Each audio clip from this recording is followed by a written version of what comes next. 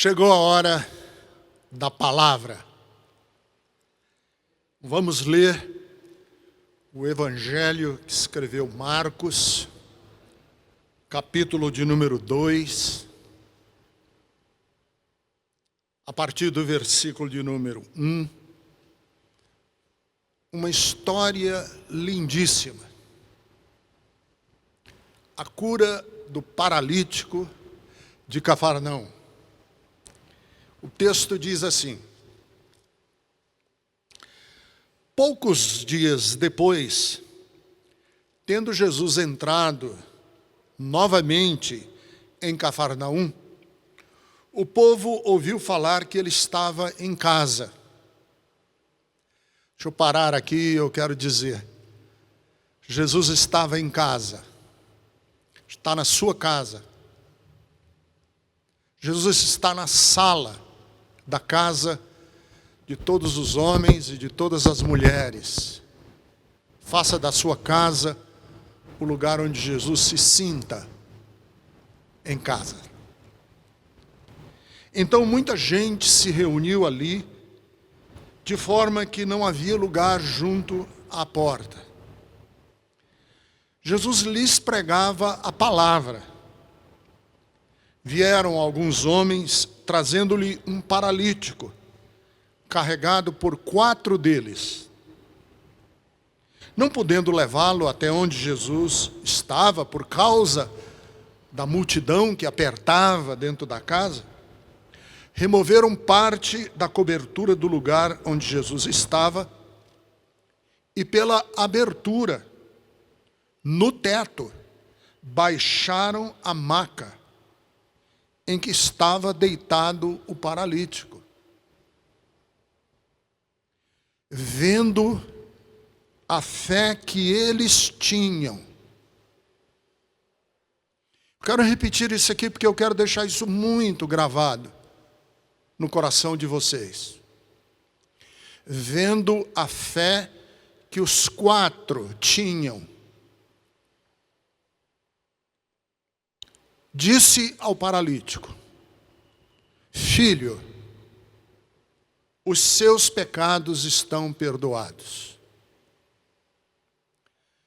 Estavam sentados ali alguns mestres da lei. E eles ficaram pensando e raciocinando no íntimo deles. Por que esse homem fala assim? Está blasfemando. Quem pode perdoar pecados a não ser somente Deus?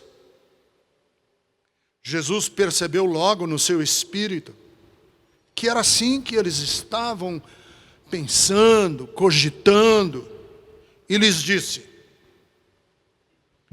por que vocês estão remoendo estas coisas no coração? Que é mais fácil? Dizer ao paralítico: os seus pecados estão perdoados? Ou dizer a ele: levante-se, pegue a sua maca e vá para casa? Eu lhes digo,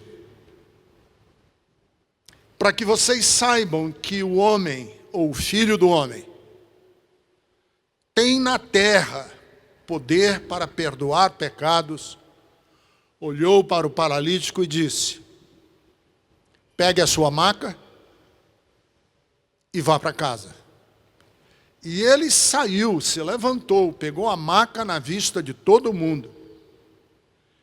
E todo mundo ficou atônito, dizendo uns para os outros: nunca vimos tal coisa. E glorificaram a Deus. Deixa eu fazer uma pergunta para você. Quantos amigos você tem? Não, eu quero fazer a pergunta de outra maneira também. Você é amigo? Você é amiga? Você é amigo de quem? Quantos amigos podem depender de você? Você já foi ajudado ou ajudada por alguém que lhe estendeu a mão? Sabe por que eu faço essa pergunta? Porque a Bíblia trata a amizade como algo muito sagrado. Ser amigo, ser amiga, é algo muito sagrado. A Bíblia diz em Tiago que Abraão creu em Deus. Isso lhe foi atribuído como justiça. E Abraão foi chamado amigo de Deus. A Bíblia Sagrada diz também que no livro de Êxodo que Moisés falava cara a cara com Deus, como um amigo fala com o seu amigo. E Jesus diz a mim e a você que ele, no capítulo 15 do Evangelho de João, que ele não quer nos chamar de servos, de escravos, de serviçais. Jesus disse, eu agora vou chamar vocês de meus amigos. Eu me lembro de uma música do Roberto Carlos. Roberto Carlos canta uma música que ficou muito famosa no Brasil inteiro, em que ele disse, eu quero ter 1 milhão de amigos. Quero ter 1 milhão de amigos e bem mais forte poder cantar. Eu não sei se eu quero ter 1 milhão de amigos. Eu quero que Deus saiba que eu sou amigo dele. Eu quero que Deus seja meu amigo. E eu gostaria de ter pelo menos 4 amigos ou amigas que eu pudesse contar no dia em que eu me senti paralisado pela vida. 4 amigos ou amigas que no dia em que eu estiver para baixo, no dia em que eu acordar de manhã e não querer sair da cama, eu quero ter 4 amigos ou amigas que no dia em que me faltar fôlego, que me faltar esperança, diga para mim assim, Ricardo, vamos revezar fôlego, vamos permutar esperanças. Bastam 4. Precisa ter 1 milhão de amigos. Basta alguém que nos ajude quando a gente estiver desanimado, eu repito. Basta que alguém nos ajude quando a gente tiver sem vontade de sorrir. Basta que alguém, ou alguém, 4, alguém, nos abrace. Porque o melhor lugar do mundo é dentro de um abraço. Quando a gente está desanimado, triste, abatido. Basta alguém que nos acolha sem nos dar nenhum sermão. 4 amigos ou amigas que nos aponte uma luz, um caminho. Hoje eu estou muito agradecido aqui na Bethesda pelos amigos que fazem parte dessa reunião hoje aqui. Pessoal lá da técnica, que está fazendo a parte do som, da imagem. Pessoal de Libras, que está tornando e interpretando toda a nossa reunião para que surdos e surdas se sintam acolhidos. A pastora Fátima, que saiu de casa para estar aqui hoje, para celebrar conosco a ceia, o Denis, o Anderson, que vieram aqui para montar a ceia. Para quê? Por quê? Porque bastam alguns amigos e amigas. E eu estou fazendo todo esse rodeio, porque nós temos a história de um homem que estava paralisado, paralítico, que nós não sabemos o nome dele, que não falou uma palavra. O texto não diz que ele pronunciou nenhuma frase, nada, ele ficou calado.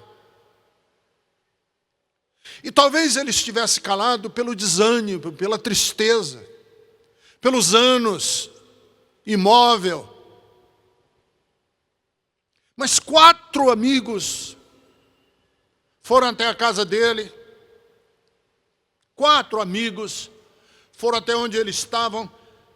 Devem ter amarrado, se fosse no Nordeste, ele estaria dentro de uma rede. Amarraram cordas nos 4 cantos da maca onde ele estava, e disseram para ele: olha, nós vamos levar você até um homem que tem a resposta para o seu desânimo. Nós vamos dar a você um pouco da nossa esperança. Nós vamos dar a você um pouco do nosso ânimo. Você não tem agora nenhuma esperança, eu sei. Mas eu vou emprestar a minha esperança para você.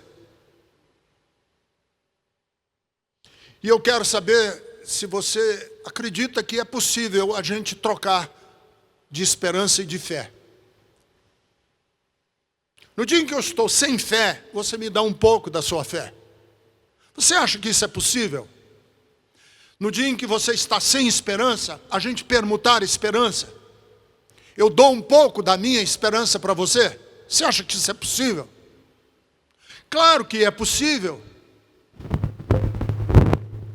E é possível, sabe por quê? E não é de todo esquisito que a gente troque fé e um empreste para o outro um pouco da sua fé. Porque tinha um centurião na Bíblia que o servo dele estava doente. E ele foi até Jesus e disse: Senhor, meu servo está enfermo. Jesus disse: eu vou até a tua casa. Ele disse: não sou digno que você entre debaixo do meu telhado, mas manda uma palavra e o meu servo será curado. E presta atenção, Jesus disse: eu nunca vi fé como a daquele centurião. O homem que estava lá longe foi curado porque um centurião emprestou a fé que ele tinha para aquele homem ser curado.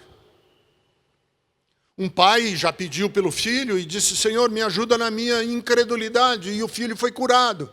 O pai emprestou a sua fé ao seu filho.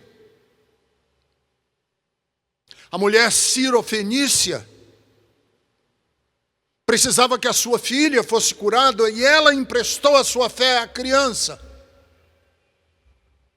Então vejam bem, é possível a gente permutar fé, permutar esperança. Você me dá um pouco da sua esperança quando eu estiver abatido, eu vou precisar.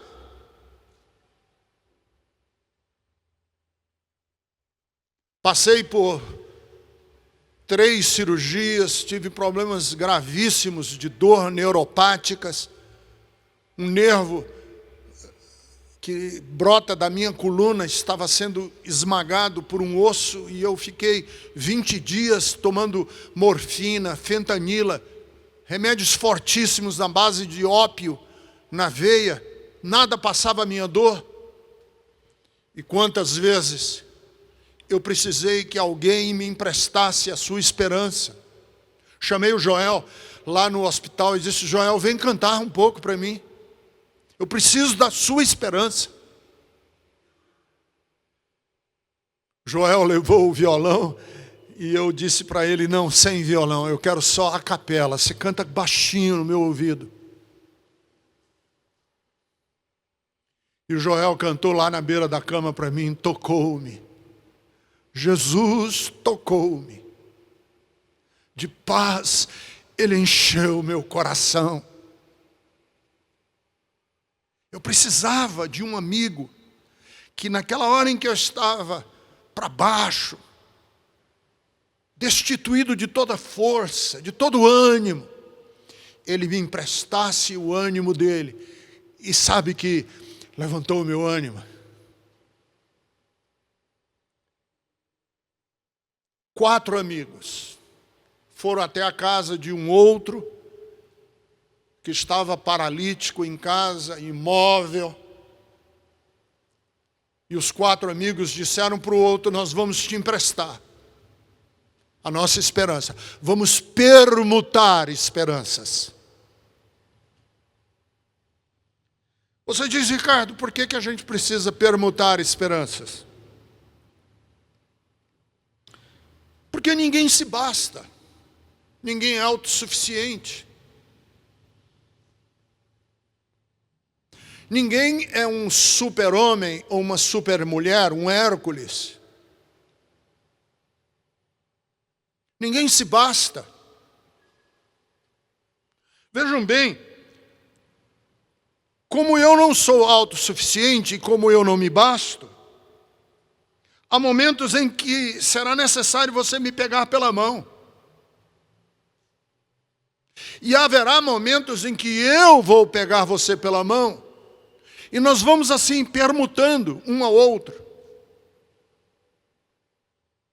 Eu não sei como foi a conversa desses amigos quando foram buscar o paralítico em casa. Foi que eles disseram para ele.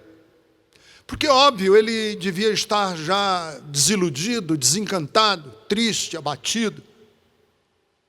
Eu acho que os 4 amigos disseram: deixa com a gente. Agora é conosco. E qual é o meu papel? Bem, o seu papel agora é confiar no nosso discernimento. O seu papel agora é se deixar levar. Essa é a permuta da esperança. Permuta da esperança é isso. Agora você se deixa levar.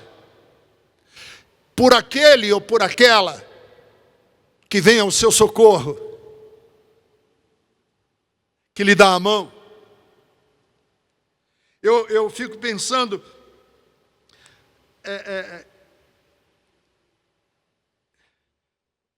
que em toda a narrativa o homem não diz nada. O paralítico não fala absolutamente nada.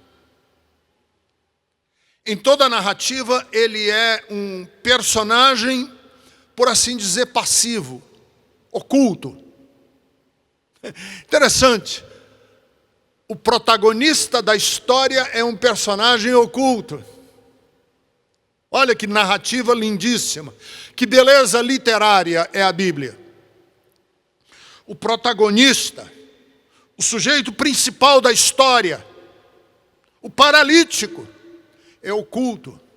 Nós não sabemos a sua idade, não sabemos onde ele morava, nós não sabemos quem eram seus filhos, sua família.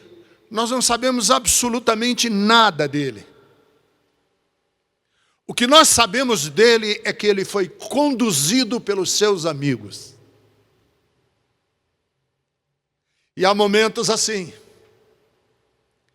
que a gente se entrega nas mãos daqueles que podem nos ajudar, que podem nos socorrer.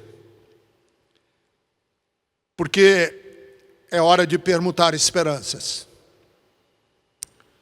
A segunda causa que eu vejo aqui é que esse permutar de esperanças, de fé, de 4 amigos que levaram um paralítico até a presença de Jesus, se torna tão importante para nós.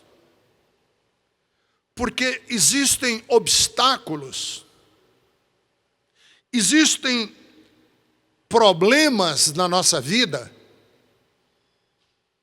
que a gente só supera se for com a ajuda de outras pessoas. Eu vou repetir, existem obstáculos, problemas, dificuldades que nós só vamos superar se outros nos ajudarem. Quando os 4 amigos levam este homem até a presença de Jesus, o texto diz que a casa estava cheia e que eles não tiveram acesso, não tinham como entrar, não tinham como abrir alas para fazer o doente chegar até onde Jesus estava. E a alternativa foi a mais difícil, a mais complicada. Qual foi a alternativa? Vamos subir até o teto, vamos tirar a palha, o barro, porque as casas naquela época eram cobertas de palha, de barro. Vamos tirar as traves que seguram essa trave, esse barro. Vamos tirar os impedimentos e vamos descer por cordas o homem até onde Jesus está. Veja que a logística, a estratégia foram complicadíssimas. Só com 4 isso seria possível, 3 não poderia, 2 não poderia, só com 4. Há desafios que nós precisamos de outros para nos ajudarem a superar. E aí nós precisamos permutar esperanças, precisamos nos revezar.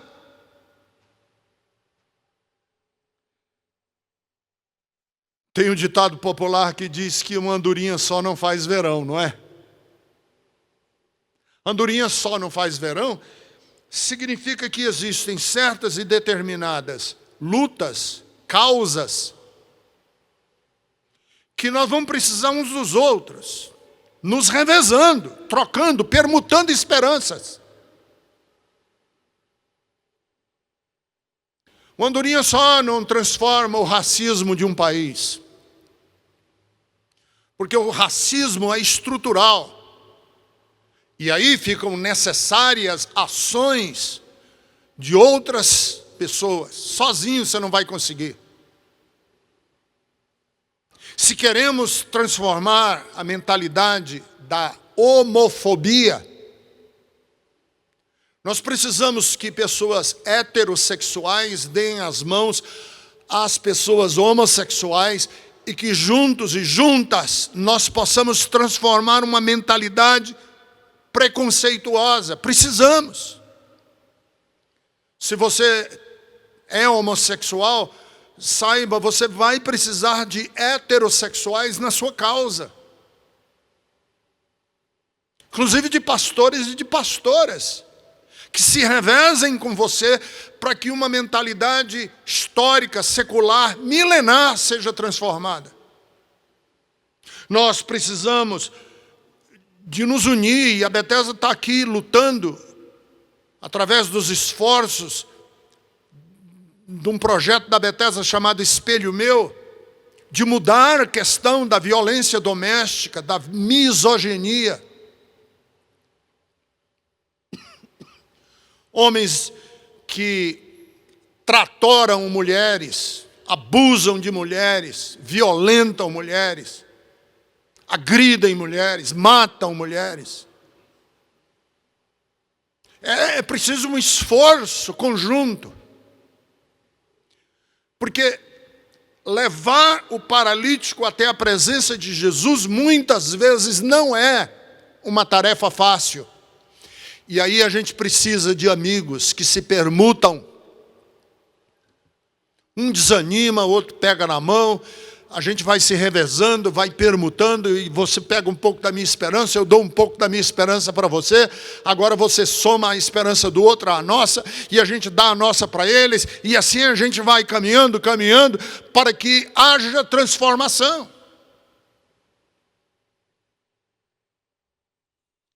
E eu vejo, por exemplo, aqui no Brasil, uma das coisas que nós precisamos muito nos revezar, hoje é a questão da pobreza, da miséria. Precisamos de esforços coletivos.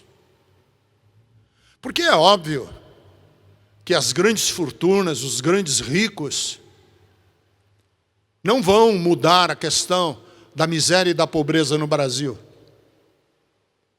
Se fosse assim, Jesus não teria nos advertido tanto quanto os perigos da riqueza. Então nós precisamos nos revezar com pessoas que têm sensibilidade, carinho e indignação. E vamos permutando esperanças para que a gente viva num país sem gente morrendo de fome. Então, nós precisamos mudar a nossa mentalidade de que eu me basto. Tem aqui um homem paralítico em casa e ele não ia resolver e nem se resolver. E por quê? Porque muitas vezes, isso tudo, a gente precisa do outro, a gente precisa permutar esperanças, precisa trocar esperança uns com os outros, porque nem sempre a nossa autoestima está boa. Você sabe aquela coisa da autoestima que é, estou bem, sabe aquela altivez humana de dizer, vamos para cima, vamos para as cabeças, vamos arregaçar. Sabe aquela autoestima de dizer, eu tenho valor? Nem sempre isso está bem conosco. Muitas vezes a nossa estima está lá embaixo, sabe? A gente fica se sentindo menos. E eu vejo que esses 4 amigos foram importantes para o paralítico, porque esse paralítico estava, sim, com um problema de autoestima. Você diz, Ricardo, como é que você sabe que um homem que a gente não sabe o nome, onde ele morava, nunca falou uma palavra, como é que você sabe que ele estava com problema de autoestima? Sabe por quê? Porque a primeira palavra que Jesus diz para ele, logo que deita uma maca até a presença de Jesus, foi, filho. Jesus não diz o rapaz, Jesus não diz o cara, Jesus não diz o fulano, Jesus diz filho. E essa coisa de um mestre, de um rabino, de uma referência, de uma pessoa que todo mundo está olhando com admiração, olhar para um reles doente e dizer, filho, é de um valor. Nós precisamos permutar esperanças, porque muitas vezes nós não estamos nos sentindo filhos, filhas. Nós não nos sentimos amigos, amigas, nós não nos sentimos com valor nenhum. Muitas vezes na nossa vida nós nos sentimos um CPF, muitas vezes na nossa vida nós nos sentimos membros, muitas vezes nós nos sentimos clientes, muitas vezes nas nossas vidas nós só nos sentimos sócios. Muitas vezes na igreja a gente só se sente auditório. Mais um, a casa está lotada. Descem um paralítico até a presença de Jesus, e Jesus, no meio de tanta gente, o distingue, chamando-o de filho. E eu quero hoje, nesta transmissão que vai a tantos lugares do mundo, dizer para você, permutar a minha esperança com você e dizer para você que está se sentindo um nada do nada, você que está se sentindo lixo, você que está se sentindo pozinho do pozinho, deixa eu lhe dizer, você é filho, você é filha, você tem uma dignidade que reconhecidamente é bonita aos olhos de Deus. Levante-se. Olha que lindo. Levante-se. Saia dessa posição em que você está, porque você é filho. Mas, e aqui é a cereja do bolo da narrativa, Jesus olha para aquele homem e interessante, aquele homem precisava que os outros permutassem esperança por ele. Porque o maior problema daquele homem não era paralisia física. Porque eu sei que há algumas pessoas às quais eu estou falando hoje de manhã, que têm alguma deficiência e que precisam de usar para locomoção uma bengala, uma muleta, uma cadeira de rodas. Mas esse não é o problema. O problema é que esse paralítico estava imobilizado na alma. Havia uma paralisia interior que era provocada por uma culpa. Porque a primeira fala de Jesus para ele foi: filho, perdoados estão os teus pecados. Vejam, ele não pediu perdão. Ele não falou nada. Não foi sequer ele que chegou lá na presença de Jesus, foram os amigos que o levaram.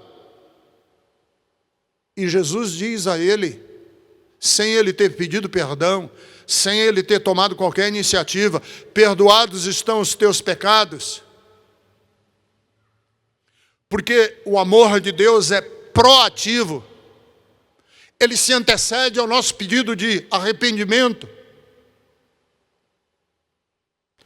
Eu não sou perdoado porque me arrependi. Eu me arrependi porque fui perdoado. É diferente.